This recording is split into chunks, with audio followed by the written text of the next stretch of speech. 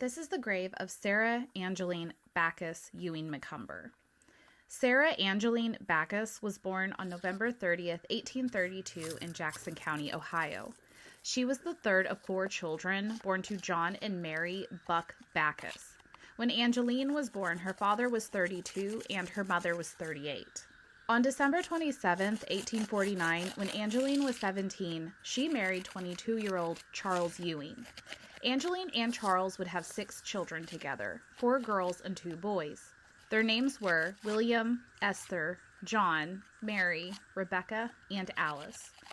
Angeline would have her children from the age of 19 up until the age of 43. All 6 of their children would live well into adulthood. Angeline and Charles raised their family in Gallia County, Ohio. In 1870, they moved their family to Hancock County, Illinois. Charles worked as a farmer and Angeline worked as a housewife. After moving to Illinois, Angeline unfortunately became a widow. Charles passed away on July 2, 1870, at the age of 42. He is buried in McKay Cemetery in Hancock County, Illinois. After Charles passed away, Angeline continued to live in Illinois. 4 years after losing her husband, she remarried.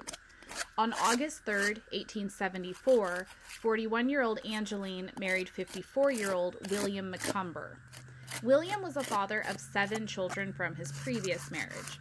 William was also a widower and his wife had died the year before. William's first wife's name was Mary Ewing. I noticed she had the same last name as Angeline's first husband.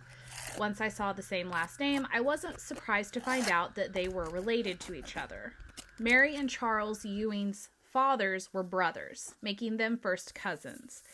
Angeline and William probably had met and knew each other from family gatherings. 2 years after their marriage, Angeline and William would welcome their only child together, a daughter named Verdi May McCumber. William would have been 56 when Verdi was born. In May of 1894, when William was 74, he submitted a homestead application for Ozark County, Missouri, and the couple moved and settled there. In 1896, William and Angeline deeded 3 acres to the County Line Baptist Church trustees for a church house and cemetery. They attended the church and were both eventually buried there.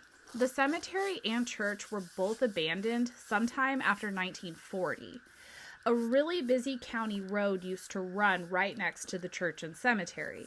The state of Missouri eventually changed the route of the road, shutting this one down and using a different one.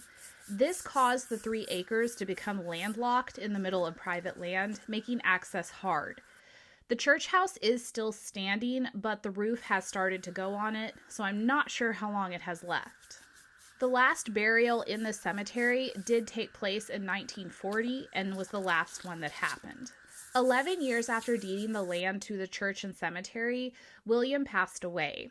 He died on August 8, 1907, at the age of 87.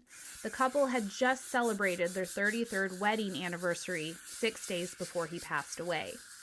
After William passed, Angeline moved in with their daughter Verdi, who also lived in Ozark County.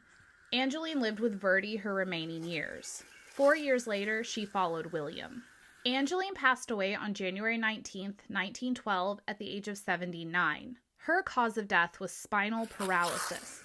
Dr. Gordon wrote on her death certificate that her paralysis was caused by la grippe. This is a French term for influenza. I've seen influenza written on many death certificates. This was the first one I've seen that used the French term for it. Angeline is buried at the County Line Cemetery in Ozark County, Missouri. Angeline is buried next to her husband, William. In the row next to them are their granddaughters, Mary, Lydia, infant twin babies, and their son-in-law, Phineas Matthews. I also cleaned Phineas, Mary, Lydia, and William's graves. Phineas's has already been posted, and the others will be posted soon. The twins' headstone wasn't very dirty, so I just sprayed it with D2 to keep it looking that way. Her stone has a flower carved at the top of it and says, "Wife of W.H. McCumber." Here are the before and after photos of her stone. I took the after shot 3 months after I did the first cleaning on it, and I did upload her cleaned headstone photo to her Find a Grave page. Thank you so much for watching.